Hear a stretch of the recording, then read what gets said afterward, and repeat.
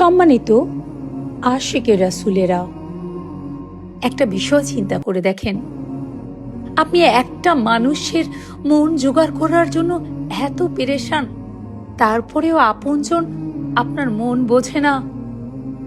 আপনি যাকে ভালোবাসেন সেও তো অনেক সময় আপনার কষ্টের কারণ হয়ে যায়। নিজের স্বামী, নিজের স্ত্রী, নিজের বাবা মা, নিজের ছেলে মেয়ে সব সময় নিজের সব কষ্টের কথা কি বোঝে? আপনি মসজিদের মাধ্যমে, রাহমাতাল লিল আলামিনের মাধ্যমে রাব্বুল আলামিনকে যদি বসাতে পারেন হৃদয়ে, দেখবেন রাব্বুল আলামিন দয়া করে আপনার সামনে এসেছেন। জাগতিক প্রেমের জন্য আপনি কত সময় জীবনে ব্যয় করেছেন, তারপরেও আপনি কি পরিপূর্ণ? আপনার জীবন কি স্বয়ং সম্পূর্ণ? আপনার মনে কি হতাশা নেই? আপনার মনে কি কষ্ট নেই? কষ্টের কারণ কে? পার্থিব সকল কষ্ট, সকল শূন্যতা মহান রাব্বুল আলামিনের অনুপস্থির কারণ হয়ে দাঁড়ায়।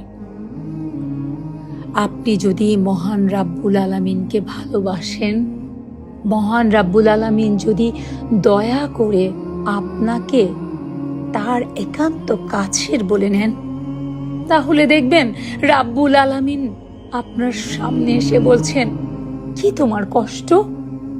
কোথায় তোমার কষ্ট? এই যে দেখো, আমি তোমার সামনে, আমি তো তোমাকে ভালোবাসছি। পৃথিবীর কেউ তোমার হোক আর না হোক, দুনিয়ার মানুষ তোমার কষ্ট বুঝুক আর না বুঝুক, আমি তো তোমার রব, আমি তো তোমার প্রভু, আমি তো তোমার লালন কর্তা, পালন কর্তা।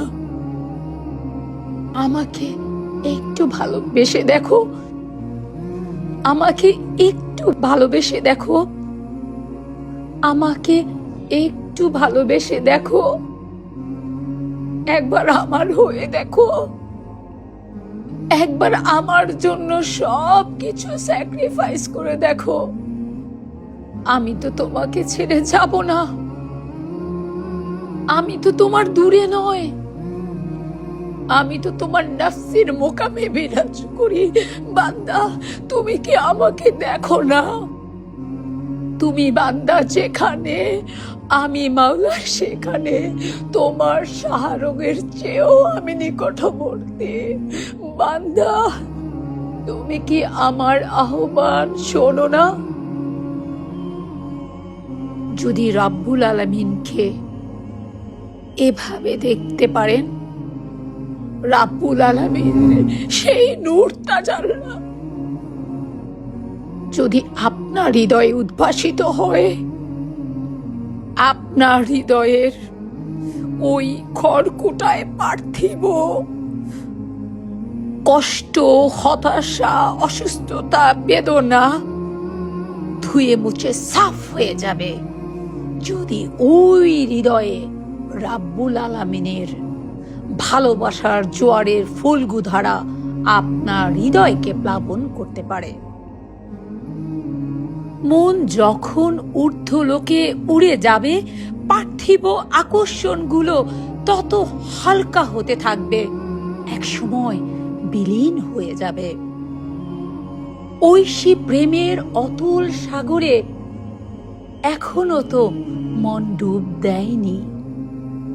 তাই মানব হৃদয় আজও অতৃপ্ত, আজও অশান্ত, আজও ব্যতিব্যস্ত পার্থিব সুখ অন্বেষণে।